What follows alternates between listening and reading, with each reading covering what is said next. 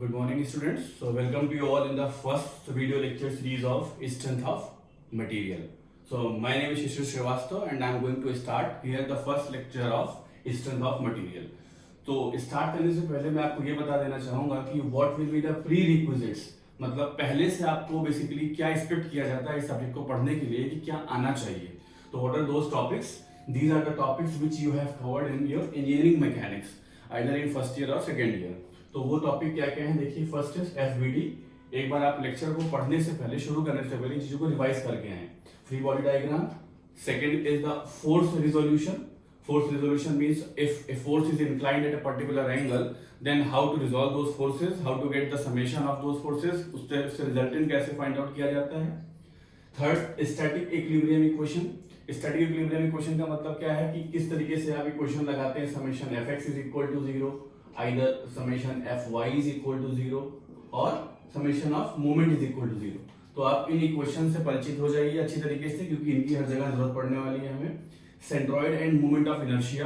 मैं यहाँ नहीं लिख रहा हूँ एग्जैक्टली कैलकुलेशन आती तो बहुत अच्छा बात है, अदरवाइज फॉर्मूले तो आपको आने ही चाहिए. किसी पर्टिकुलर बॉडी के लिए सेंट्रॉइड क्या हो सकता है और मोमेंट ऑफ इनर्शिया क्या हो सकता है, चाहे वो रेक्टेंगुलर क्रॉस सेक्शन हो, ट्रायंगुलर हो, सर्कुलर हो. Right, good. And support and various reactions. हालांकि ये चीज तो मैं आपको पढ़ाऊंगा यहाँ पर भी, फिर भी आपने फर्स्ट ईयर में पढ़ा होगा शियर फोर्स डायग्राम और बेंडिंग मोमेंट डायग्राम, और सेकेंड ईयर में कभी भी. तो आपको shear force bending moment diagram की यहाँ जरूरत पड़ने वाली है जब हम डिफ्लेक्शन चैप्टर पढ़ेंगे.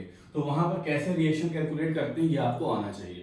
तो ये प्री रिक्विजिट का मतलब है कि आप एक बार अपने नोट्स को रिवाइज कर लें जो आपने पहले पढ़े हुए हैं, ताकि आपको पढ़ने में यहाँ आसानी होगी. अदरवाइज मैं टाइम टाइम पे आपको बताता भी रहूंगा जिन चीजों की रिक्वायरमेंट यहाँ पर आएगी. राइट, तो मैं आगे बढ़ता हूँ. अब स्ट्रेंथ ऑफ मटेरियल, इस बात को मैं रफ कर देता हूँ, आप इसका स्क्रीनशॉट ले लीजिएगा. तो देखते हैं. First, strength of material subject comes under the subject of mechanics. तो देखते हैं पहले मैकेनिक्स क्या हो सकती है. What is mechanics? इसी मैकेनिक्स के अंदर बहुत सारे सब्जेक्ट्स आते हैं. तो मैकेनिक्स के अंदर क्या क्या आते हैं ये देख लीजिए पहले आप. मैकेनिक्स के अंदर आएगा आपके पास, this is first is called rigid body mechanics. Rigid body mechanics. Second होती है हमारे पास इसी में सॉलिड बॉडी मैकेनिक्स. और थर्ड है यहां पर mechanics of fluid. Mechanics of fluid. Right, rigid body, solid body और mechanics of fluid. Now rigid body mechanics is further classified as two parts, statics and dynamics. Statics and dynamics. और mechanics of fluid को भी हम दो part में classify करते हैं. Compressible fluid mechanics, compressible fluid mechanics and incompressible fluid mechanics. Incompressible fluid mechanics. Solid mechanics का as there is no classification, तो इसको तो हम एक वन शॉट में कवर करेंगे. फिलहाल इन सभी बातों को समझने से पहले ये जानना जरूरी है कि मैकेनिक्स क्या होती है. Right, so my dear students, mechanics is basically that branch of science in which we study about the forces. Forces को एक्सटर्नल भी कह सकते हैं और इंटरनल भी कह सकते हैं. So mechanics is that branch of science in which we study about forces, both external and internal, and we observe the behavior of the body under the effect of those forces. समझते हैं बात को. मैं फिर से definition को यहाँ लिखूंगा नहीं, आप मेरी बात को सुनिए और उसके हिसाब से लिखते रहिए. क्या है मैकेनिक्स? क्या है मैकेनिक्स? एक स्टडी ऐसी है इसमें हम किसके बारे में पढ़ते हैं? एक्सटर्नल और इंटरनल फोर्सेस के बारे में. External and internal forces. Mechanics is the study of both external and internal forces. Normally क्या होता है, एक्सटर्नल फोर्स बॉडी पर लगाया जाता है और इंटरनल फोर्स बॉडी खुद अपने अंदर जनरेट करती है बिकॉज ऑफ द रेजिस्टेंस और डिफॉर्मेशन. तो mechanics is the study of external internal forces acting on the body and studying or observing the response or behavior of the body. तो second word क्या बोला मैंने, response और behaviour. Response और behaviour of body, behaviour of हटाते हैं अभी, behaviour किसका बिहेवियर, बॉडी का behaviour under the effect of those forces. तो मुझे यहां क्या पता करना होगा अब कि एक्सटर्नल और इंटरनल फोर्सेस कौन कौन से हो सकते हैं, या सबसे पहली बात तो फोर्स ही क्या होता है, यही समझ लेंगे फोर्स क्या होता है। सेकेंड रेस्पॉन्स और बिहेवियर से क्या मतलब है यहां पर, और थर्ड इज बॉडी से क्या मतलब है यहां पर, राइट। तो मैं आपको सबसे पहले बताता हूं कि यहां बॉडी से क्या मतलब है। Body may be what, body का मतलब क्या हो सकता है जो आप अपनी डेली लाइफ में यूज करते हैं। अगर डेली लाइफ की बात करें, हो सकता है वो आपका बेड हो, चेयर हो, टेबल हो, these are the bodies which you use in daily life. Body may be your structural components. देखिए किस तरीके से हम बड़ी बॉडी की तरफ मूव कर रहे हैं। स्ट्रक्चरल कंपोनेंट्स कौन से हो सकते हैं, कोई आपकी बिल्डिंग हो सकती है, किसी आप ओवर ब्रिज को डिजाइन कर रहे हैं, those are your structural components. Here may be what your machine components, machine components. Machine components क्या क्या हो सकते हैं, जैसे आपकी मशीन टूल्स होते हैं, शाफ्ट है, बियरिंग है, की है, कॉटर है, कपलिंग है, means those elements which are used to fabricate the machine. तो उसके बारे में आप यहां स्टडी कर सकते हैं। या हो सकता है आप इससे ज्यादा ऊपर चलते हो, aircraft design, aircraft design, rocket propulsion या रॉकेट इंजन को डिजाइन करना, रैम जेट, पल्स जेट, किसकी भी डिजाइन कर रहे हैं। तो ये सारी स्टडीज किसमें आती है, सब मैकेनिक्स में आती है। तो बॉडी आपकी देखिए एक स्मॉल लेवल से लेकर के एक हाई लेवल तक कुछ भी हो सकती है। तो मैकेनिक्स में इन बॉडीज की स्टडी करनी है, इन बॉडीज पर स्टडी करनी ज्यादा अच्छा होगा कहना। तो इन पर किस चीज की स्टडी करेंगे, स्टडी करेंगे इन फोर्सेस की, और क्या ऑब्जर्व करेंगे, बॉडी का बिहेवियर। बिहेवियर से मतलब क्या है, बिहेवियर से मतलब यह है कि बॉडी, या तो बॉडी के अंदर क्या हो रहा होगा, डिस्प्लेसमेंट, वेलोसिटी और एक्सीलरेशन, कुछ इस तरह के चेंजेस आ रहे होंगे। या हो सकता है बॉडी के शेप में ही चेंज आ जाए। शेप में चेंज आने को क्या बोलते हैं हम यहां पर, डिफॉर्मेशन बोलते हैं। अगर बॉडी की डायमेंशंस चेंज हो जाती हैं तो बॉडी कैसी है, डिफॉर्मेबल बॉडी है। और अगर बॉडी की डायमेंशंस वैसी की वैसी ही रहती हैं लेकिन पोजीशन चेंज हो जाती है तो उसको हम क्या बोल देते हैं, डिस्प्लेसमेंट बोल देते हैं। Very good. अब समझना है यहाँ पर रेस्पॉन्स और बिहेवियर की ऐसी स्टडी करनी है हमें। इस स्टडी को either displacement, velocity, acceleration, deformation, इनको किसी कैटेगरी में रखा गया है। क्या कैटेगरी है वो मैं अभी धीरे धीरे डिस्कस करता रहूंगा। Now coming to the important word here is force. Force क्या होता है, आप बहुत एलिमेंट्री लेवल से पढ़ते हुए आ रहे होंगे। फोर्स इज दैट पुश और pull which change the position of the body और tries to change the position of the body. Hindi medium में बच्चे पढ़े होते हैं, क्या बोलते हैं वहां पर कि बल वो धक्का या बाह्य कारक है जो किसी वस्तु की अवस्था परिवर्तन कर देता है या करने का प्रयास करता है। तो मैं क्या कह रहा हूं, force is that external entity which change the position of the body और tries to change the position of the body. तो इस बात को देखिए यहां पर, फोर्स को समझने के लिए आपको तीन बातों का पता होना चाहिए किसी भी फोर्स को लोकेट करने के लिए। कैसे, क्या क्या चीजें हैं, पॉइंट ऑफ एप्लीकेशन का पता होना चाहिए, किस पॉइंट पे लग रहा है, फोर्स का मैग्नीट्यूड क्या है ये पता होना चाहिए, और फोर्स की डायरेक्शन क्या है। डायरेक्शन या आप बोल सकते हैं इसको लाइन ऑफ एक्शन, में ज्यादा बेटर होगा। लाइन ऑफ एक्शन क्या है। फॉर एग्जाम्पल, सपोज करो फॉर एग्जाम्पल एक वॉल है ये वर्टिकल, एक ये हॉरिजॉन्टल वॉल है, दीवार है, और इस पर कोई एक सीढ़ी रखी हुई है, राइट। मैं कहता हूं a Mister X is sitting on the stair at X meter from vertical wall and Y meter from horizontal wall. तो देखो मैं पहले X meter from vertical wall जा रहा हूं, ये देखो X meter from vertical wall, और बोल रहा हूं Y meter from horizontal wall. तो ये देखो ये हो गया y metre from horizontal wall. तो इस पॉइंट के कोऑर्डिनेट मुझे मिल गए, क्या मिल गए coordinate point x, y। A person is sitting at x metre from vertical and y metre from horizontal. तो क्या यहां से आप लोकेट कर पाए हर चीज को? नहीं, अभी एक चीज पता चली। क्या पता चला आपको? पॉइंट ऑफ एप्लीकेशन क्या है। अभी पता चला कि इस पॉइंट पर ही कहीं फोर्स है। Let's say this point is C। अब क्या है? Magnitude. A person is sitting, एक पर्सन है तो उसका कुछ वेट होगा। सपोज करते हैं उसका वेट 50 न्यूटन का है, तो वो कहां काम कर रहा होगा? डाउनवर्ड काम कर रहा होगा। बाय डिफॉल्ट वेट कहां काम कर रहा होता है? डाउनवर्ड ही काम कर रहा होता है। अगर ये वेट नहीं होता तो कोई फोर्स होता, फोर्स होता तो उसकी कुछ ना कुछ डायरेक्शन होती। तो यहां पर देखिए क्या हो गया, 50 न्यूटन का फोर्स जिसकी लाइन ऑफ एक्शन कहां है? डाउनवर्ड है। मैग्नीट्यूड कितना है? Magnitude is 50 Newton, line of action downward, point of application x, y। तो किसी फोर्स को लोकेट करने के लिए आपको इन तीन चीजों का पता होना बहुत जरूरी है, point of application, magnitude and line of action.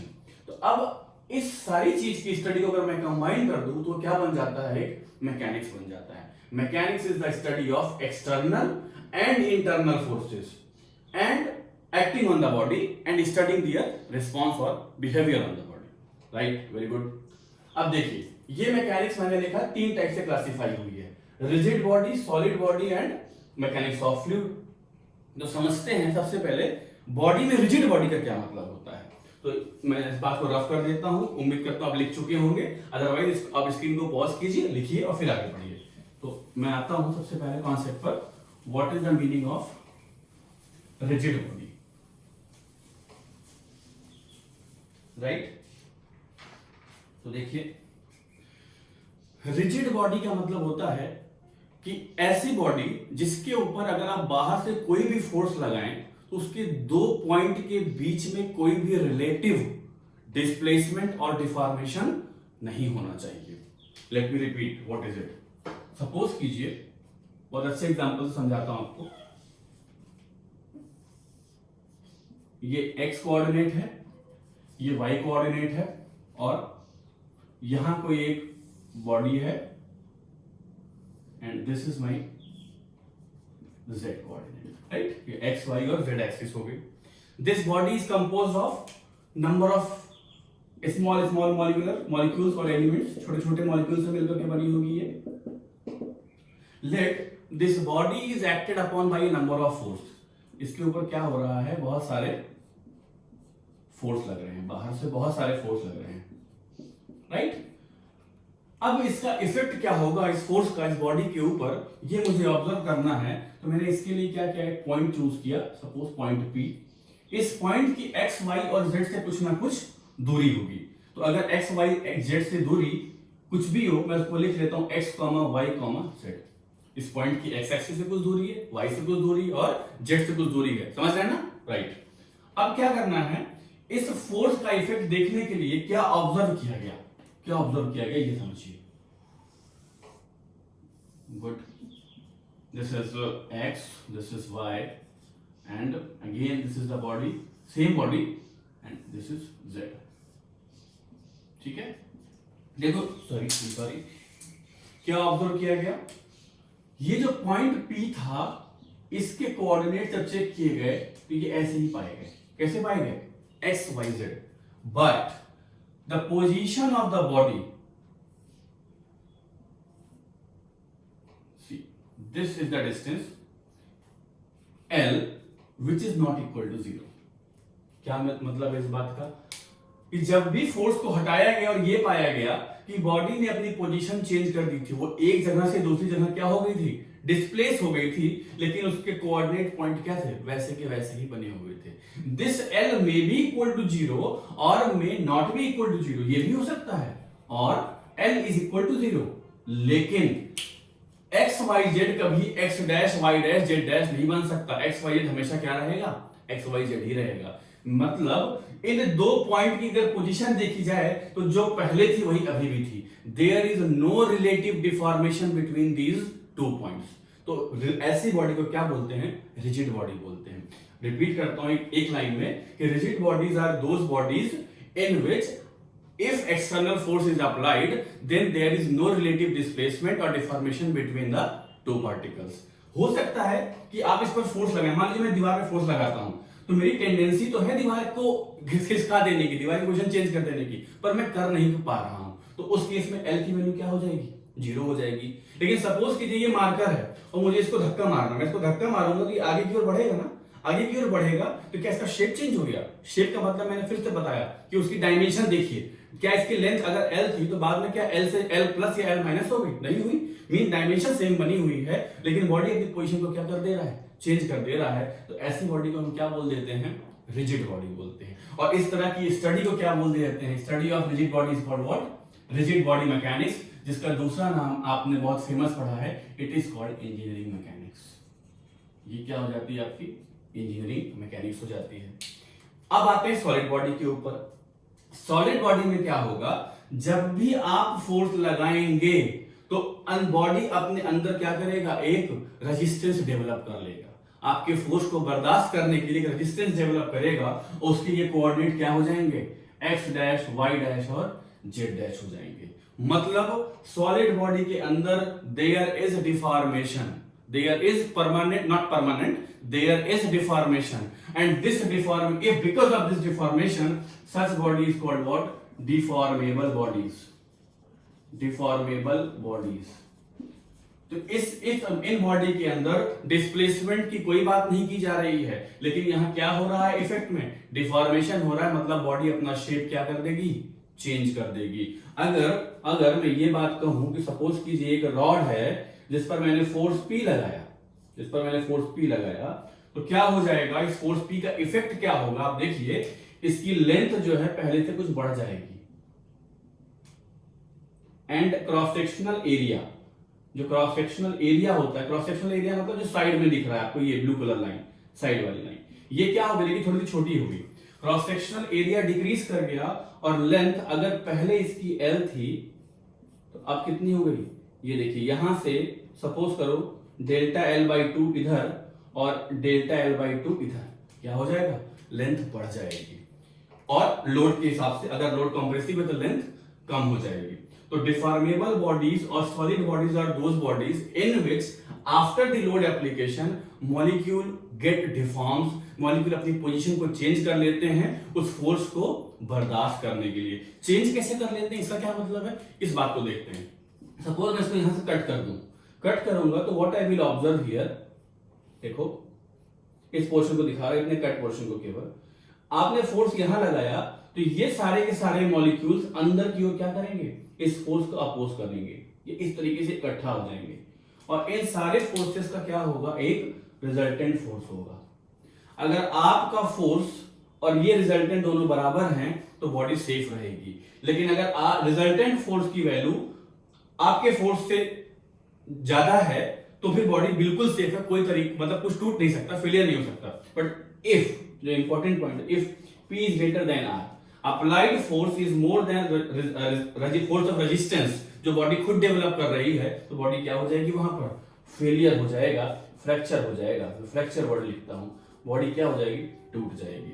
तो बॉडी ना टूटने पाए ऐसे क्या कंडीशन हो सकती है, ऐसे कितना फोर्स लगाना चाहिए इस बॉडी के ऊपर, ये मटेरियल कैसा हो सकता है, such kind of study we will do in solid mechanics. तो शॉर्ट में सॉलिड मैकेनिक्स क्या होती है, solid mechanics is the study of deformable body, engineering mechanics is the study of rigid body, either non deformable body, right. Fluid mechanics आपको यहां पढ़ाने की जरूरत नहीं है, फिर भी इतना बता देता हूं कि यहां पर क्या होता है, डिफॉर्मेशन होता है, डिफॉर्मेशन सॉलिड मैकेनिक्स में क्या होता है, डिफॉर्मेशन होता है, जिसका कोई भी लेना देना टाइम से नहीं है, is not the function of time, but in case of fluid mechanics there is deformation which is the function of time. Deformation क्या होगा, यहां पर टाइम का फंक्शन होगा, यहां D theta by D T की बात करते हैं, deformation theta with respect to time, और यहां सिर्फ क्या बात करते हैं, सॉलिड मैकेनिक्स में डिफॉर्मेशन की बात करते हैं।